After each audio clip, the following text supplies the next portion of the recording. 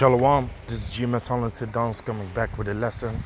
First off and foremost, I would like to give all praises, glory, and the highest honor to Yahweh, Ba'ashem Yehoshai, Ba'ashem Kakadash. Double honors to the elder apostles of Great Millstone. Peace and salutations to the elect out there that's spreading this word, this sincerity, and the truth all over the four corners of the earth.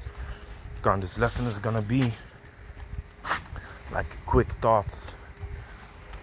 Yaratazah through the Spirit. Some scriptures will come out, but we are aiming for the finish line, man. We're aiming for the finish line, and seeing we are, coming close to the finish line, what you're gonna see is afflictions on top of afflictions, man. Back to back. I posted this meme recently on Instagram, and it was like this funny meme when it says you see SpongeBob leaving his house with a package in his hand, but he's looking to the left and the right like it's too quiet, like that, the face like it's too quiet. And then the caption says, when it has been going well for 3 days in my life and nothing happened yet. It's a funny thing, like us men in this truth, we catching hell continually, man. So if you have 3 days of peace, that's a whole accomplishment, man. It's like, 3 days nothing happened. You're already waiting for something to pop off, man. You're already waiting for something to happen. Now that's just the thing that we gotta deal with, man. Okay. And like I said, man, especially because we are coming close to the finish line, these things will happen continually, man. And you just gotta, keep your head up, like the scripture also says, man. Okay, some things might seem to come to an end concerning, financial problems or family problems. You want to be there for your children, but this ex-demon doesn't allow you, stuff like that. Sometimes it seems like it's coming to an end, but then, before you know it, a new pile of bullshit comes on top of it. You understand? So it's a never-ending story, man. For real, it's a never-ending story. And, some days you wake up, you feel vexed to the bone. You're like, what kind of shit is this, man? What kind of life is this, man? But that's also when Satan comes in. Okay, that's also when Satan comes in. He is gonna show you certain opportunities to get like this dainty lifestyle. Or he might do that, show you a certain dainty lifestyle. Okay, don't fall for that dainty lifestyle neither, man. Okay, because like the scripture says, man, they hated their lives unto death. Why is that? Catching hell from every side, being hated by everyone. Okay, here it is, you're trying to do good, even at the camp. You have to understand, it's like you have to understand, even at the camps, whether it's Holland, Germany, England, LA, Chicago, okay, New York, Illinois, it doesn't matter, man. Suriname, Guyana, Jamaica, it doesn't matter where you at. You will catch hell at the camp. You will be hated at the camp. Here it is, you're standing preaching, trying to hand over good information to your people, but look at how they respond to it. Look at how they treat you for handing over this information. You see? So yes, we desire to go to the camp every week, every Saturday. Man, Saturday is the best day of the week for me, man. To be honest. Fuck the whole week, because it's just like a repetitive thing. Okay, you wake the fuck up from your alarm, you go to the goddamn job, you come home, you fix your shit, you cook your food, you walk your dog, you go to the gym, you do your studies, you go to fucking bed, man. Every day from Monday to Friday. And then when Friday kicks in, I love to spend time with the Akyam, man. Because like scripture says, be among like-minded men. Okay, they They sorrow with thee. They sorrow with thee when thou shalt miscarry. Okay? Let me see. I think it's in the Apocrypha. Yeah, it's in the Apocrypha. Let me copy this and then put it in the Apocrypha. Let me see. Copy this. Put it here. Whom thou knowest to fear the Most High. Let me see. Yeah, this is it. Ecclesiasticus, also known as Sirach, chapter 37, verse 12. But be continually with a godly man, whom thou knowest to keep the commandments of the Lord, whose mind is according to thy mind, and will sorrow with thee if thou shalt miscarry. Because you have become companions walking in the truth. So never neglect the brotherhood, man. The brotherhood is able to, back you up, keep your head up, or lift your head up. If you don't do it yourself, a brother is supposed to, lift your head up for you, man. And how does a brother lift your head up for you? By speaking unto you the words of comfort, which the words of comfort are from the scriptures, man. So this man he's a godly man. He knows the commandments. He keeps the commandments. He knows the scriptures. So if you are with him in time of trouble, your thoughts is not gonna go into the wrong way, man, into the wrong direction. Like I just mentioned, you might catch so much hell. Then Satan comes, throws you a bone. You might be like, yeah, man, it's better if I just leave, man, or if I just do this, that, or the third. But really, is that the good option, man? A brother is gonna watch at it from a different angle with the same scriptures in mind. And he's gonna tell you how it is, man. While you are catching that hell, he's gonna sorrow with thee, like it says. Because it's not a pleasant thing, man. Like the scripture says. It's not a pleasant thing. Does it say pleasant though?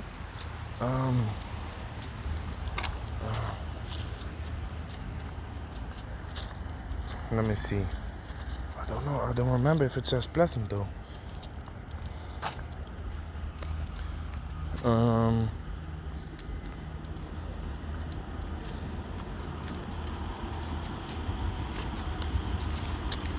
Man, I'm thinking about the scripture. It says though the suffering of this present time is not,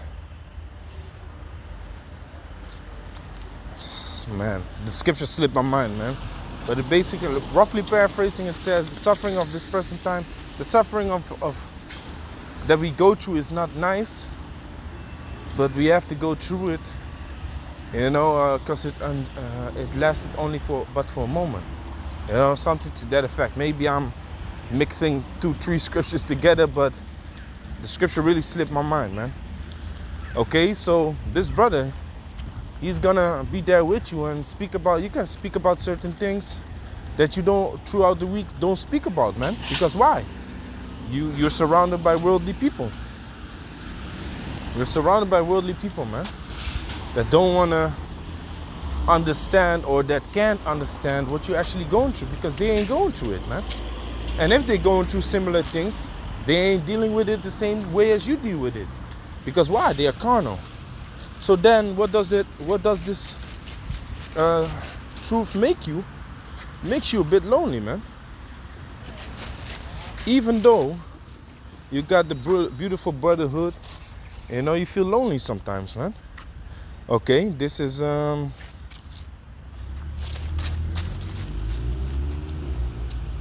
beautiful prayer of the King David.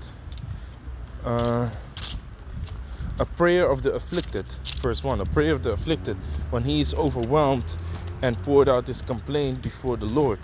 Hear my prayer, O Yahweh, and let my cry come unto thee. Hide not thy face from me in the day when I am in trouble. Incline thine ear unto me in the day when I call, and answer me speedily. That's what we hope for, man. That's what we hope for. But sometimes the answer doesn't come right away. And then you got to accept that also, man. You got to accept that it doesn't come according to your will. It comes according to the will of the Most High. You see? It comes according to the will of the Most High, man. You see? But what you would like is a speedy answer. So you're going through things, and you want to understand and know as quick as possible, man. You want to understand and know as quick as possible. You see? I remember, man, I had this dream about my ex-demon, which was a very heavy dream, man, and it stayed with me the whole day. And during the day, I prayed for the understanding. I prayed to understand what the dream was all about, man, because, you know, in the dream, she told me that she was a prostitute. I was like, a prostitute? And then some other things which I can't remember. But then, figured out what the dream was. You know, departing from this truth makes you a whore. Yeah, I figured it's like, let me pick it up where I was about to make my point. So in the dream, she told me she was a prostitute. And then I woke up, I told her the dream, and she was like, yeah, it's just a dream, this, that, and the third. I was like, no. I think there's a deeper meaning to it, man. So I put up my prayers, and of course it didn't jump in my mind immediately, man. It took like the whole day. So from 6 in the morning until like 2 or 1 o'clock in the afternoon. Not the whole day, half a day. It took for the answers to pop in my head, but when the answers came, it was vividly. I saw exactly what the dream meant, man, from beginning till the end. You know, departing from the Lord, you know, laying down with another man, eventually, you know, basically meaning, you know, the relationship is going to end, and she's gonna end up with another dude, you know, which is the adultery. You know that it also speaks about in Sirach, if a woman, you know, gets chilling with another man and stuff like that, yo, it's gonna be a blot that is never gonna be wiped away, man. Stuff like that. So what I'm trying to say is that sometimes the Most High doesn't give it to you like that. Like this was like in the space of 6 hours, I got the answer. But sometimes it takes weeks, months, for you to realize that the Most High has done certain things for a reason. Years sometimes, man. Sometimes it takes years. Okay. Concerning my my occupation, my job, you know, after numerous amounts of years, I could see what the Most High has done and how He has set everything up, man. After certain prayers, some certain things that I didn't like, I was like, no, man, I don't want it to go like that. But hey, the Most High has His ways, and you want the answer, but you ain't getting none. You ain't getting none, because you gotta walk this course. You gotta walk this path first, wherein it's going to become clear what the purpose of the Most High was in this case, man. You see? So you would desire and speedily answer, you know, why you are troubled and why you're going through certain things. But sometimes the answer comes later, man. Okay, the Most High might give you certain signs in between, which you shouldn't ask for. You should just accept, like, this is how it goes. You know, Baba Kashar gave me the understanding of what I'm going through. And just leave it at that, man. Okay, verse 3. For my days are consumed like smoke, and my bones are burnt as an heart. Okay? My heart is smitten and withered like glass, like grass, so that I forgot to eat my bread. And it's funny, man, because this is exactly what I do. When I'm so afflicted and when I'm so stressed, I don't want to eat. But I don't want to eat, and I'm not even, you know, thinking about eating. I'm not even thinking about it, man. You know, I'm just in my irritations, frustrations, you know, because of this shit that's going on. And then my woman says, you're a stubborn dude, man. She be telling me, you a stubborn dude, man. You know you stressed. And actually, you know, that you're hungry is also adding on to it, but you decide not to eat. And I'm like, I'm not fucking hungry, man. I'm just not hungry. Leave me alone. But then when I eat, you know, it drops a little bit. So, you know, in some way she's right.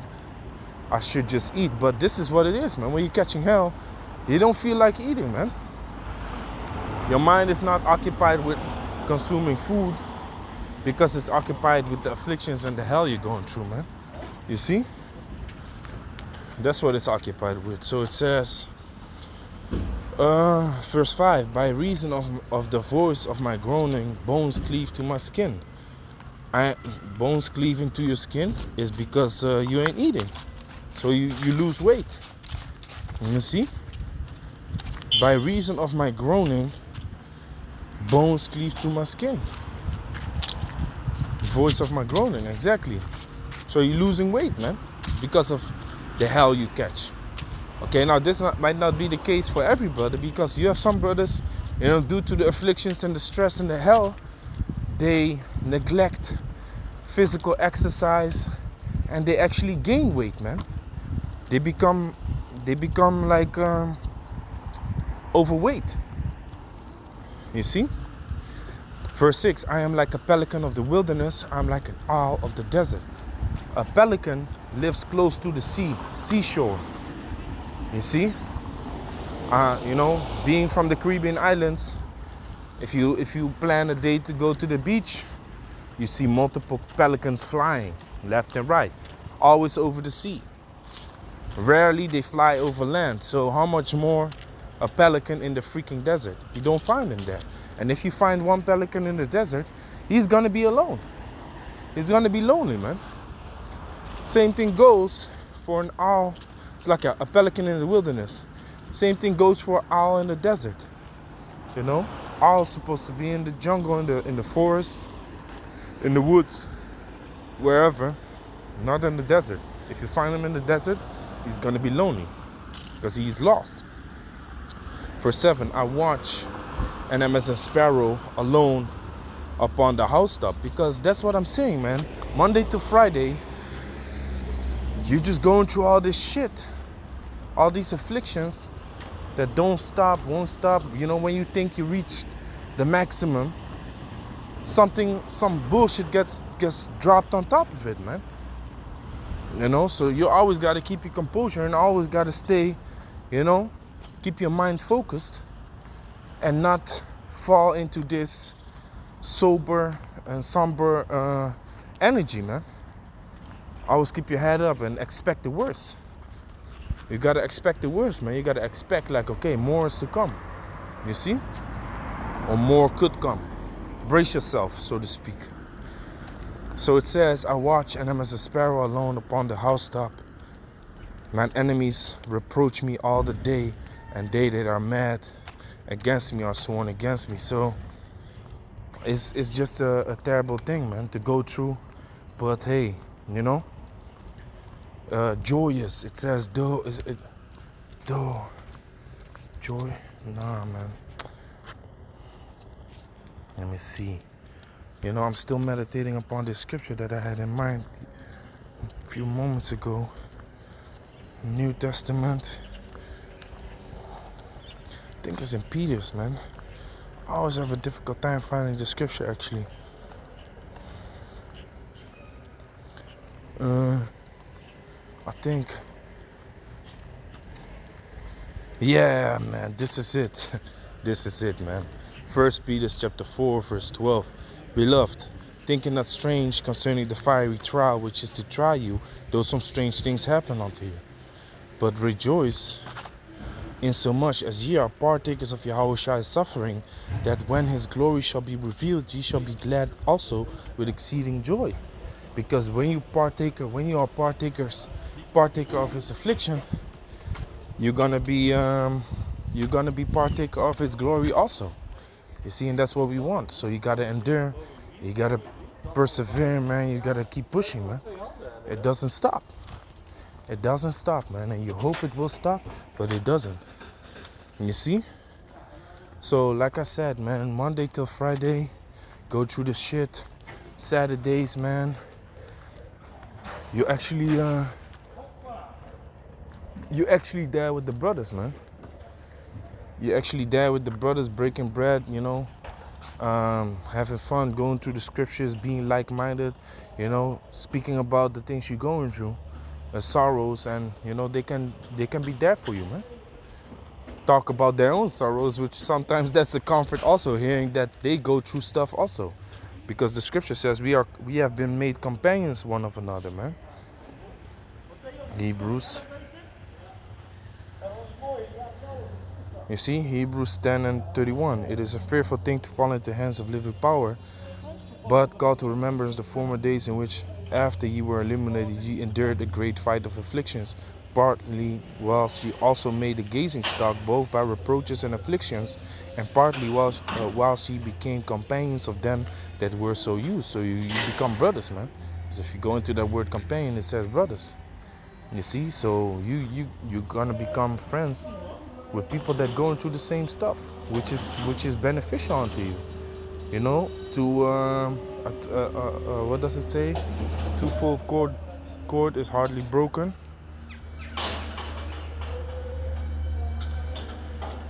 A threefold cord, Slakia. It says Ecclesiastes 4 and 9. Two are better than one, because they have a good reward for their labor. For if they fall, the one will lift up his fellow. But woe to him that is alone when he falleth, for he had another to help him up. He had not another to help him up. So you should have the desire to be with multiple brothers, man, and to be among like-minded men, so you can help each other, pick each other up. When you're going through hell, there's a brother that can provide this comfort of the scriptures unto you if your mind is not, occupied with it at that particular moment. Because that's what it is. Sometimes you go through hell and you're not occupied or effectively meditating on certain scriptures that you actually need at that moment. You see? So it says, again, if two lie together, then have they heat. Then they have heat. But how can one be warm alone? And if one prevail against him, two shall withstand him. And a threefold cord is not quickly broken. So when you have one single rope, okay, that's you alone.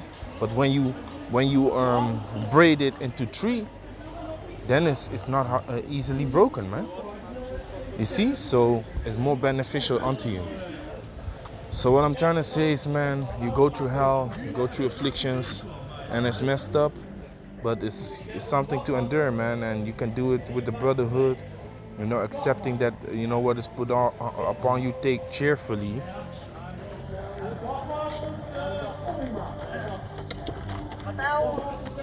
Take cheerfully and be not.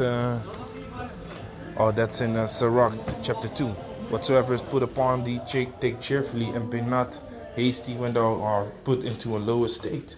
You see, you should just stay calm, stay focused, speak with the brothers about it, pray to the Most High, man. So with that, I want to give all praises, glory, and the highest honor to Yahweh Hashem Yahushua Hashem Kakadash. Shalom to the elect.